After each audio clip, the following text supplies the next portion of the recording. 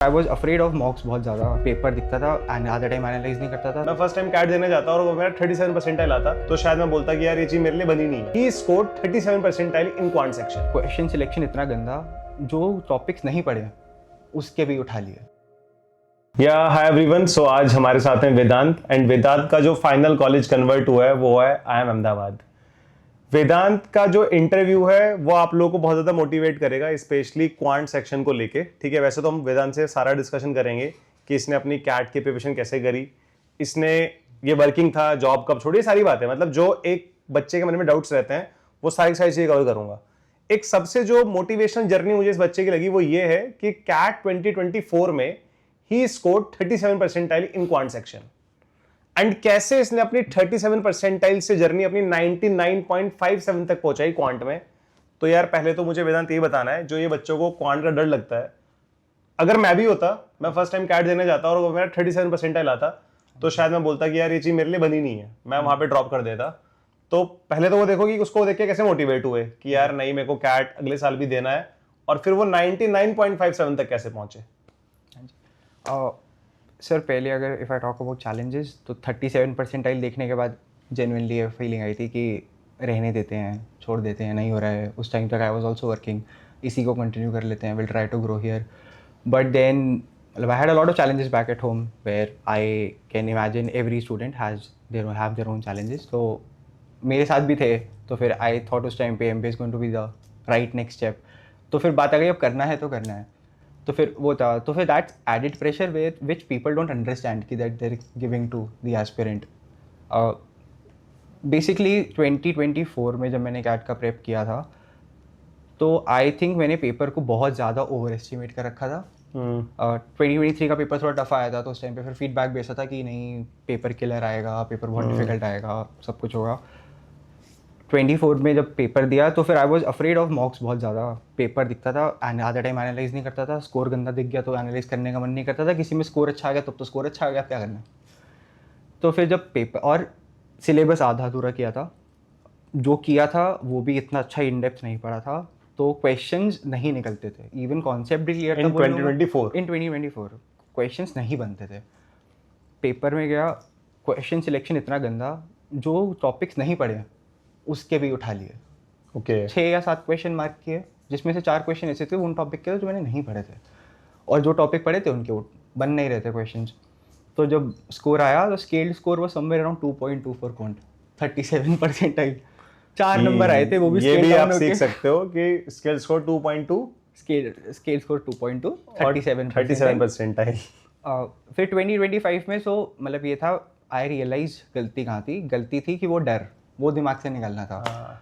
तो फिर मैंने 2025 के टाइम पे मैंने सोचा था कि अब टेस्ट खूब देने हैं, सिर्फ टेस्ट देने हैं, जितने गंदे नंबर आए, जो नंबर आए, टेस्ट देते रहने हैं। 2025 के टाइम पे ऐसा भी था कि जैसे आपने बोला कि मैंने इन डेप्थ टॉपिक्स कवर नहीं करे थे, क्या ये काम भी किया था 25 के टाइम पे कि हमने इन डेप्थ टॉपिक्स कवर करे? 25 में मैंने सोचा था कि मैं जितना सिलेबस पढ़ूंगा, पूरा पढ़ा कम पढ़ा जो भी, जैसे भी जितना भी सिलेबस पढ़ूंगा इतना इन डेप्थ पढ़ूंगा कि जो पढ़ के जाऊंगा उसका क्वेश्चन नहीं मिस होना चाहिए।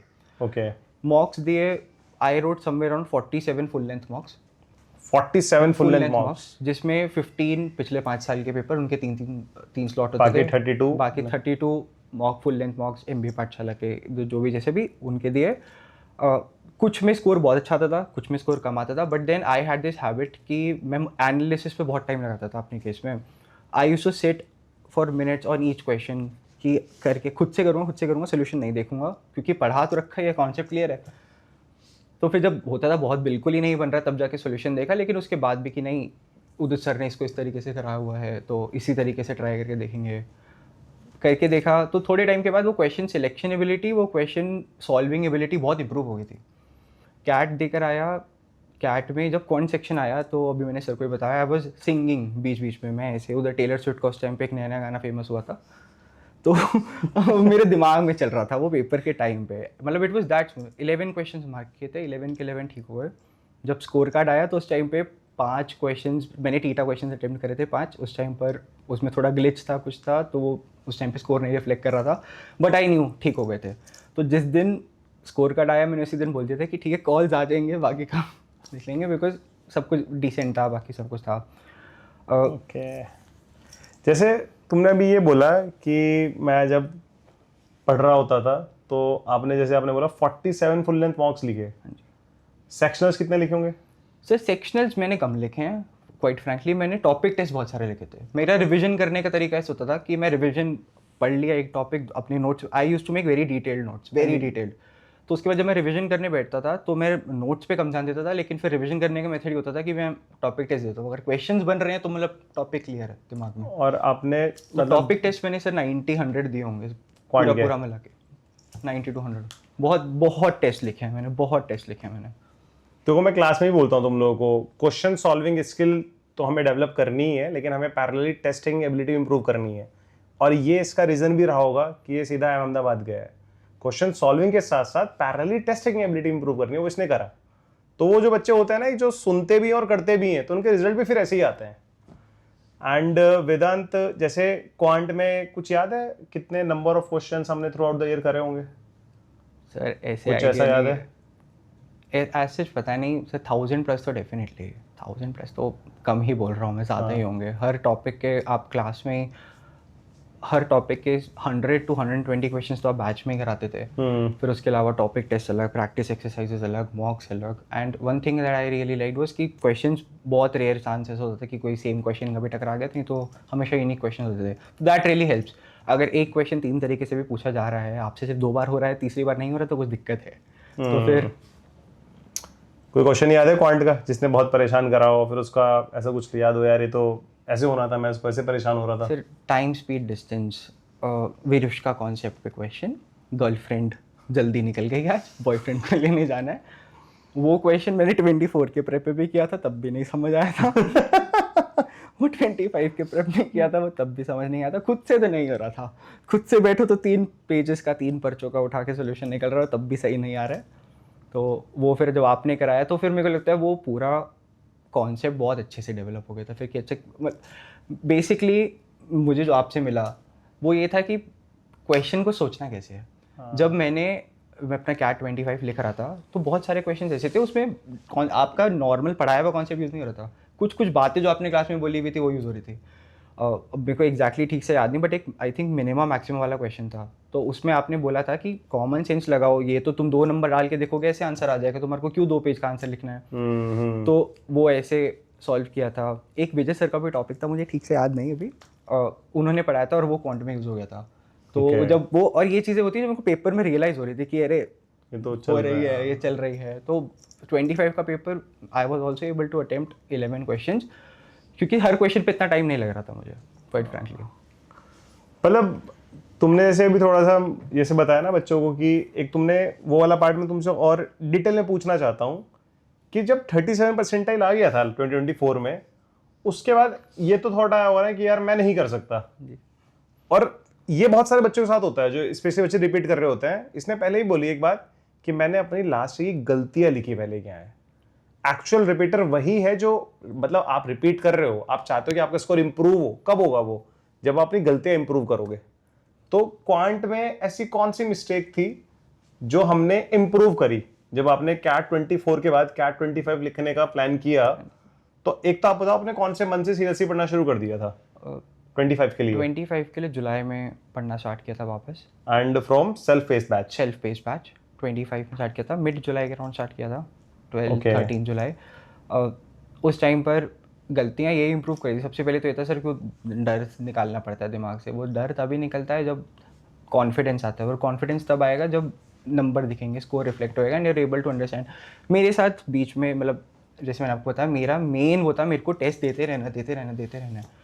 तो जब मैं टेस्ट देने भी स्टार्ट कर रहा था तो बहुत सारे क्वेश्चन ऐसे थे कि अगर अब पेपर में टाइम खत्म हो गया, बाहर आके कर रहा हूँ तो फिर वो निकल रहे हैं मेरे साथ। जब मैं towards the end of my preparation, ऐसा कोई क्वेश्चन नहीं था जो टॉपिक मैंने पढ़ा हुआ है और मेरे से नहीं बन रहा है, ऐसा कोई क्वेश्चन नहीं था। And that is something that went with me to SNAP, to NMAT, to XAT में भी मेरा ओवरऑल कुछ 98.9 आया था बिना, और उनका मैंने अलग से पढ़ा भी नहीं था। मैं जो कैट से लेके गया क्या, और हर क्वेश्चन मतलब after CAT I was so confident. मैं क्वांट के लिए फिर मैं रहता, मेरे को जो रख दो सामने सब हो जाएगा, सब बन रहा था, बिकॉज वो पहले इतना मतलब एफर्ट उस पर। कोई ऐसा सेक्शन था arithmetic, algebra, geometry, mensuration, number system, order math से जो बहुत कम पेपर किया हो, या लग रहा हो कि यार चलो इसको रहने देते हैं? सर ज्योमेट्री थोड़ा टफ लगता था मुझे. ज्योमेट्री में मुझे लगता था कि even if I can solve it तो it will take me time. And one thing I realize CAT is more about your time management, क्योंकि अगर वही पेपर आप मुझे पेपर की सेटिंग से बाहर ला के दे दोगे, you give me enough time, तो शायद सारे के सारे क्वेश्चन सॉल्व. बिल्कुल सही बात है. तो उस टाइम ज्योमेट्री का था कि पढ़ के भी गया, खूब ट्राई किया, लेकिन मेरे को लग रहा था कि मेरे को इतना टाइम मैनेजमेंट में प्रॉब्लम आता है, तो ज्योमेट्री इतना नहीं किया था. मॉडर्न मैथ्स थोड़ा सा प्रॉब्लमैटिक लगा था जब वेरिएबल्स वगैरह आते, तो फिर मुझे लगता है उस पर सोचने में थोड़ा एक्स्ट्रा टाइम लग जाता था. मेरा मेन ये था कि टाइम मैक्सिमाइज करूँगा मैं, number of question that I am able to attempt minimise करूँगा मैं, the number of the amount of time that I am taking on each question. आप लोग ये देखो कि इसने खुद बोला है अभी ज्योमेट्री और मॉडर्न मैथ्स को इसने थोड़ा सा मतलब इसकी सिचुएशन थोड़ी वहाँ पे ठीक नहीं थी. तो वही चीज़ जो मैं बोलता हूँ, अर्थमेटिक अलजेब्रा किया होगा अच्छी तरह से. बिल्कुल सर, फोड़ के आया था. देखो ठीक है, तो अर्थमेटिक अलजेब्रा के हमारे पास 16 to 18 क्वेश्चन एग्जाम में आते हैं, और उसमें से इसने बोला है कि 11 क्वेश्चन इसने अटैम्प्ट करे और 11 के 11 क्वेश्चन सही. ये मैं बोलता भी हूँ, बोले तुम 8 क्वेश्चन ठीक करो, लेकिन 8 के 8 ठीक होने चाहिए. एक्यूरेसी 100%. स्लॉट 2 था वेदांत का, जो मेरा इससे पहले डिस्कशन हुआ है, और इसका थोड़ा स्कोर ना कम भी हुआ है. 31.4 30.5 कर दिया 33 से वो कम हो गया 33 थोड़ा. से कम कर दिया था. हाँ जी. और उस पर फिर इसका 99.57 परसेंटाइल बना है. तो आप कैलकुलेशन कर सकते हो कि कैट में अगर हम 10 से 11 क्वेश्चन भी ठीक कर देंगे तो हमारा कैट में 99 परसेंटाइल से ऊपर आ जाएगा, अगर कैट 25 जैसा पेपर आता है तो. ठीक है, इट्स नॉट वेरी टफ. मतलब देख लो बोल रहा है. It becomes easier now that I have done it, but then हो जाता है. मतलब I hope we have Zakir Khan fans here. Zakir Khan ने बोला था कि बहुत मेहनत करो, मैंने करके देखी, मेरा हो गया, तुम भी करके देखो, हो जाएगा. तो that is something that I live by. कर लेते हैं, हो जाता है. बिल्कुल सही बात है. ये तो है ही यार, आप करोगे, आप अपने कंफर्ट जोन से बाहर निकलोगे, ना होने का फिर कोई रीज़न रहता नहीं अगर आप डेडिकेटेडली कर रहे हो. कैसा फील हो रहा है? मतलब अब आई एम अहमदाबाद, सबसे अच्छा कॉलेज माना जाता है, ठीक है, कैसी फील आ रही है कि यार वहाँ कुछ लाइफ में कुछ अचीव कर लिया है? मतलब सीरियसली बता रहा, अंदर से कैसा फील हुआ जब पता लगा कि हाँ मेरा कॉलेज कन्वर्ट हो गया? तो पहले तो सिंक ही नहीं किया था. पहले तो सिंक नहीं किया था. I think 2-3 days after I got the offer letter, तो मैं ऐसे रोता होता नहीं हूँ नॉर्मली. उस टाइम पे भी नहीं रोया था. बट देन आई रिमेंबर 2-3 दिन बाद आई वॉज सिटिंग अलोन, एकदम let that feeling sink in. और वो बहुत, मतलब आई थिंक उस टाइम पे लगा था कि नहीं, कुछ तो कर लिया है लाइफ में. इट वॉज दैट पॉइंट कि ठीक है, कुछ करा है, कुछ अच्छा है. उसके बाद फिर और ऑफर्स आते गए. बैंगलोर भी आया, कैलकाटा भी आया, कोझिकोड आया, इंदौर आया, लखनऊ आया. तो मतलब बाकी मेरे घर वाले एक टाइम के बाद हो गए थे कि अच्छा ठीक है, तो जो आना था मेन वाला हो गया, ठीक है. But then for somebody like me, जिसका 24 में इतना गंदा परफॉर्मेंस, कुछ नहीं था हाथ में, टू समबडी जाके सेम पर्सन अहमदाबाद कन्वर्ट हो गए, बैंगलोर कन्वर्ट हो गए. These are dream colleges for most of us. तो वो हो गया. तो फिर मतलब that was a feeling that I can not describe. मतलब इवन राइट नाउ, मतलब आई मेरे को थोड़ा थोड़ा ऐसे गूज़बम्स भी आ रहा है क्योंकि मतलब saying that out loud is a very good feeling. एक चीज़ आपने नोटिस करी, इसने अपनी प्रिपरेशन जुलाई ऑनवर्ड से, मिड जुलाई, अगस्त, सितंबर, अक्टूबर, नवंबर में तो पेपर होता है हमारा, ठीक है. मतलब ओवरऑल अगर देखा जाए तो इसने लगभग हमारे पास 150 डेज से भी इसके पास कम टाइम था. उसने इन 150 डेज में भी अपने 47 फुल लेंथ मॉक्स भी लिखे हैं, टॉपिक टेस्ट भी भर भर के लगाए हैं. रिपीटर के साथ ये फायदा होता है कि उसको सिर्फ अपने वीकनेस पे काम करना है. एक लेवल तक तो प्रिपरेशन कर ली थी ना, 37% भी तो आया था ना इसका. उसके बाद इसने वीक पॉइंट्स पकड़ के अपने उनको स्ट्रॉन्ग बनाया, एंड आप देखो कहाँ से कहाँ पहुँच जाती है बात, ठीक है. तो बहुत बढ़िया है यार. मतलब जो बच्चों का क्वांट वीक है उनको क्या बोलना चाहोगे कि क्या करें वो लोग? सबसे पहली चीज़ तो मतलब आई वुड से कि the most efficient method is to listen to sir. जो सर बोले करने का, और उसके बाद फिर मतलब उससे ज़्यादा इंपॉर्टेंट है खुद प्रैक्टिस करना. जितना टाइम आप खुद स्पेंड करोगे इस टॉपिक के साथ, उतना ही ज़्यादा मतलब you will feel more comfortable about it. And plus CAT is a thing कि कोई और आपके जाके नहीं लिख सकता है. आपके सर पे कोई डंडा मार के आपको बोलेगा ज़बरदस्ती पढ़ो, तब भी नहीं होता है. इट इज़ समथिंग, वो अंदर से मोटिवेशन आना पड़ता है. वो अंदर से that drive should be there कि नहीं ये टॉपिक समझ कैसे नहीं आ रहा है, कैसे नहीं हो रहा है. तो वो सब करने के बाद ही it becomes easier. If you are afraid of it, मतलब if you constantly afraid of it, तो फिर नहीं होएगा. वो एक टाइम के बाद you have to let that fear go. Okay. CAT 2026 या उसके बाद वाली जो जनता है, अगर आपको उनको कुछ 2 to 3 सक्सेस मंत्रास देने हो कि ये चीज़ तो आपको अपनी कैट प्रिपरेशन में मिस करनी ही नहीं है, वो क्या हो सकती है वेदांत? As I have been saying काफ़ी देर से, mocks. I think mocks are your Testing best ability. friend. Mocks are your best friend. कभी जितना चीज जितना वही दुनिया में बहुत कंटेंट है देखने को, आप देख लो, आप 4 महीना 5 महीना 6 महीना आप देखते रहोगे, यूट्यूब पे कंटेंट खत्म नहीं होएगा, पेड क्लासेस में कंटेंट खत्म नहीं होएगा, बहुत कंटेंट है दुनिया में. But then if you are not testing yourself तो कोई फ़ायदा नहीं उस कंटेंट का, बिकॉज पेपर में जाते हो, जब आप जाते हो तो वहाँ सर नहीं आते हिंट देने के लिए, सही बात है. वहाँ कोई और नहीं आता हिंट देने के लिए. वहाँ खुद के दिमाग में जब तक वो एक क्वेश्चन 10 तरीके से टैकल नहीं हो रहा है तब तक वो क्वेश्चन नहीं निकलेगा, क्योंकि लगा लो 2 पेज 3 पेज का सोल्यूशन, टाइम वेस्ट होगा, but you not be able to score. तो टेस्टिंग एबिलिटी तो इम्प्रूव करनी है. हाँ जी, टेस्टिंग एबिलिटी. सेकंड इज वही कि don't overestimate the exam. इतना ज़्यादा हो जाता है. आई अंडरस्टैंड, कुछ मतलब मैं ऐसे कोई बहुत प्रोडिजी बच्चा नहीं हूँ, बहुत एवरेज अचीवमेंट्स रही हैं पहले एकेडमिक. तो मतलब if I can say this out loud, you guys can do it. It's not that tough. मतलब don't make it too hard for yourself, don't overestimate the exam, be confident. Nice nice. एक चीज़ जो अभी वेदांत ने बोली है कि जो तुम्हारे मॉक टेस्ट हैं तुम उनको अपना फ्रेंड्स बना लो. कभी अगर कम स्कोर आएगा तो बोल देना है हमारी एक्स थी, अच्छा स्कोर आएगा तो मान देना चलो ठीक है, सही है, अच्छे वाली है, साथ देगी लास्ट तक. सबसे लोएस्ट स्कोर क्या आया था मॉक में, याद है? VARC में -2. Oh nice. मैंने जब इनिशियली प्रेप कर रहा स्टार्ट कर रहा था मैं, तो मैंने सोचा था कि ठीक है अभी स्टार्टिंग में सिर्फ VA टेस्ट करेंगे. I used to think VA was my strong suit. MBA Pathshala का ही मॉक था. मैंने क्या किया, मैंने फर्स्ट मतलब ऐसे VA देखा, अच्छा ठीक है, option 2 tick, option 2 tick, option 3 tick, but then वो ऑप्शन स्क्रैम्बल्ड थे. तो जो 2 होना था वो एक्चुअल में 4 था, जो 4 होना था वो एक्चुअल में 1 था. तो मैं तो एकदम दिमाग में 2 2 3 3 ऐसे ऐसे करके आगे चलते गया. बाद में सब गलत निकला. ओके. तो -2 इसमें. LR में तो आई थिंक -3 -4 भी गया है. क्वांट में ठीक आता था. कौन मिल जाएगा? बाद में क्वांट सबसे डर लगता था. एक और चीज़, कैसे पता लगा था MBA पाठशाला के बारे में? किसी ने बताया था या मतलब? यूट्यूब से सर. इधर उधर निकल गया था, लगा था उसके बाद कैट नहीं निकलेगा. फिर खुद रिसर्च किया, ढूंढा, सर की वीडियोस आई, परसेंटेजेस से स्टार्ट किया था.